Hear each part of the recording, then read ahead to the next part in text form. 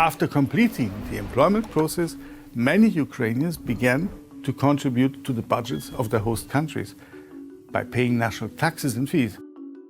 If the average migrant to Poland in 2014 to 2017 was a young man with a primary education, in 2022 it was a woman with a higher education, often with children. According to the UNHCR survey, 70% of the surveyed migrants have a higher education. For comparison, in Ukraine, before the war, this figure was 29%, and among the EU countries, 33%. As a result, migration encourages other segments of the labor market. Instead of physical labor, jobs in the service sector are in greater demand, in particular part-time jobs with fewer night shifts. New migrants, settled mainly in cities and looking for work in a wide range of economic sectors. Poland has provided Ukrainians with almost 1.5 million temporary protection statuses and has already received a positive effect from this. For example, according to the Center of Migration Research at the University of Warsaw, employed Ukrainians in Poland have already paid 10 billion zloty, about 2.4 billion euro, in taxes. This exceeds the amount of support provided, although these amounts do not take into account the cost of education and healthcare. According to international estimates, more than half of those who have received temporary protection have jobs in Poland, and according to Polish research centers, even three-quarters. According to officials, 420,000 of the Ukrainian migrants found work in three main industries: in construction, IT, and retail.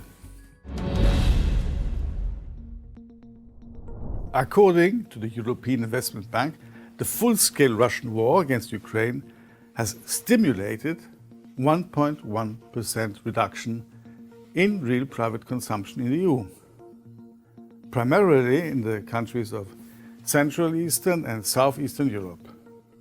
However, the expenses of Ukrainian migrants correlated with this forecast. The presence of additional clients stimulated consumer markets in European countries. In early 2022, Ukrainian migrants even led to a splash in retail trade and private consumption in Poland and Estonia. However, the situation later stabilized. Having spent their financial pillows, Ukrainians used the opportunities of local governments. The financial support received was also spent on domestic markets, boosting their growth.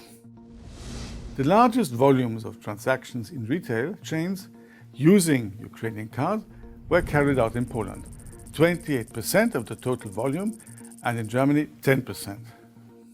In particular, analysts of the Crédit Agricole Bank identified the influx of migrants from Ukraine as the main driver of speeding up retail sales in Poland in March 2022. In particular, there was a noticeable increase in sales in the clothing and footwear categories, 41.9% versus 2.6% in February. Furniture, electronics and home appliances were 44% compared to 2.8% in February.